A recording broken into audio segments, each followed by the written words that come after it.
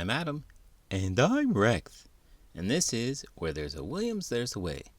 Hey Rex, do you like donuts? A donut a day keeps the grumpiness away. I guess, but I don't know if it's a very good idea to eat donuts every day.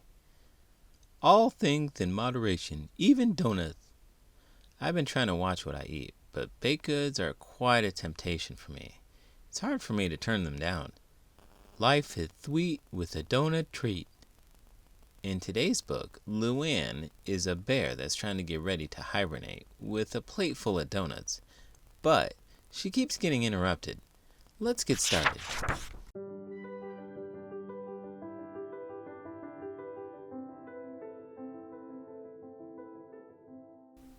Dozens of Doughnuts, written by Carrie Finison, illustrated by Brianne Farley. Early one morning, as autumn leaves scatter, Luann's busy stirring a big bowl of batter. She'll eat some sweet treats, then warm and well fed, she'll sleep away winter, tucked tight in her bed. 12 doughnuts, hot from the pan, toasty and tasty, and all for Woodrow? Do you have enough for a neighbor to share? Sure, says Luann as she pulls up a chair. 12 doughnuts hot from the pan. Half are for Woodrow, the rest for Clyde? Luann, feeling generous, offers her plateful. Doughnuts, my favorite, says Clyde. I'm so grateful. You're welcome. Dig in. I'll make some more, said Luann. She measures and mixes as fast as she can. You know what they say, when one door closeth, another one opens. You and your maxims. It's true, but sometimes it feels like I'm stuck in a revolving door. Just last week I was trying to prepare my lesson plans, and every time I sat down to work, my phone rang. Patience is a virtue, my friend, but I assume those phone calls were not the only instance of you being interrupted. I was also trying to enjoy a quiet evening reading a book, and my neighbor decided it was the perfect time to mow his lawn. The fabled Murphy's Law. Roll with the punches, they say. It's all part of life's unpredictable journey. So, what about you? Any funny stories of when you were interrupted during your canine musings? Just the other day, I was trying to have a deep conversation with a squirrel in the backyard, and the mailman arrived, causing quite the commotion. Did he ring the doorbell and set you off? Or did you just get excited when a mailman arrives? I'm ashamed to say both. I used to get really excited for mail when I was younger, but I didn't get worked up for the mailman. I don't even understand it. I don't have a mailman that comes to my house. We have a cluster of boxes just down the street. That must be nice. Amazon deliveries are a different story, though. 12 doughnuts hot from the pan. A few for her friends, the rest for Topsy? I smelled something good. Can I hang for a while? Luann says, Come in, but she's lost her big smile. Delicious, cries Topsy. She gulps down a swallow. Luann's heart feels warm, but her belly feels hollow. 12 doughnuts hot from the pan. Some for each friend, the rest for Moufette? Moufette is so shy that she hides in a shrub. Luann heaves a sigh and says, Come join the club.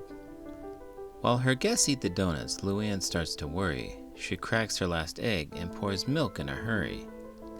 The last 12 doughnuts hot from the pan. A pair for each friend means there's more for Chip and Chomp? It sounds like a party. They both scamper in. They fill up their cheeks. Now let winter begin. Woodrow pours cider, they all raise a toast, but Luann is fed up with her job as their host.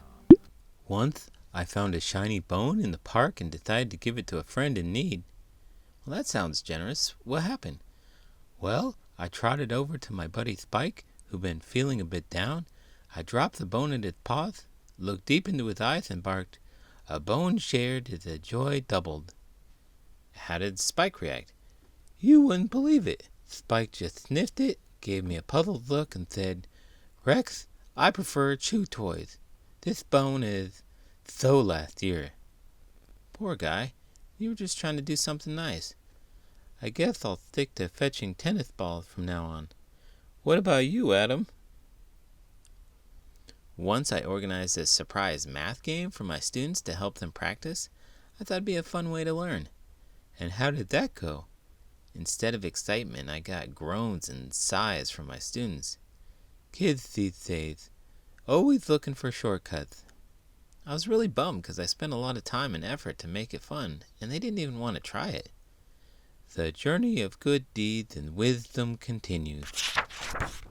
She's ready to sleep through the snow, ice, and sleet, but winter is near and there's nothing to eat. Deep in her throat, there's a low, hungry grumble. It slowly grows louder. Her friends hear the rumble. One look at Luann and they dash for the door. After all, she's a bear and she's ready to roar.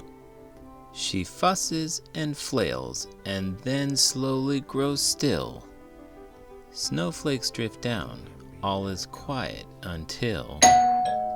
Peeking outside, Luann blinks in surprise. Her friends have come back and they all brought supplies. We counted the donuts, you made us so many, and that's when we noticed you didn't get any. Topsy ties aprons, they prop Luann's feet. Chip measures, Chomp mixes, Moufette checks the heat. Dozens of donuts hot from the pan, stacked up in heaps, and they're all for Luann. But her friends have made more than enough for one bear. She has plenty to eat, and she's happy to share. That was a nice gesture that they had for Luann. It reminds me about something that happened to me the other day at the park. You won't believe it. I'm pretty sure I can believe it. Well, I was just running around chasing my tail, you know, the usual dog stuff, and then, out of nowhere, this little girl with a big smile on her face came up to me and gave me the tastiest dog treat ever. I was so surprised I wagged my tail like crazy. That's adorable, Rex. Sounds like a sweet gesture from the little girl. Yeah, she even petted me and said, "You're such a good dog. I felt like a superstar." My students surprised me with something really nice. We were learning about gratitude, and I had given them an assignment to write thank you notes to someone they appreciated. That's an interesting way to force people to be nice to you. Well, they didn't have to write it to me. But did they? The next day, they handed me a stack of thank you notes. I expected a few, but there were so many heartfelt notes from my students thanking me for being their teacher. It was incredibly touching, and I was just completely surprised by the outpouring of gratitude. It's amazing how kids can be so thoughtful. It really is. It made me realize how much of an impact we can have on each other's lives, even in small ways. It's moments like these that remind us of the kindness in the world. You know what else would be kind? Bringing your teacher some homemade baked goods? Yes, but also to like this video and subscribe to the channel. I'm Adam, and I'm Rex, and this is Where There's a Williams, There's a Way. Did you know the first donuts were made in the early 1800s? They were called oily cakes because they were deep fried and covered in oil. The donuts were meant to be a treat for those who couldn't afford luxuries like sugar and flour. Later the name was changed from oily cakes to doughnuts.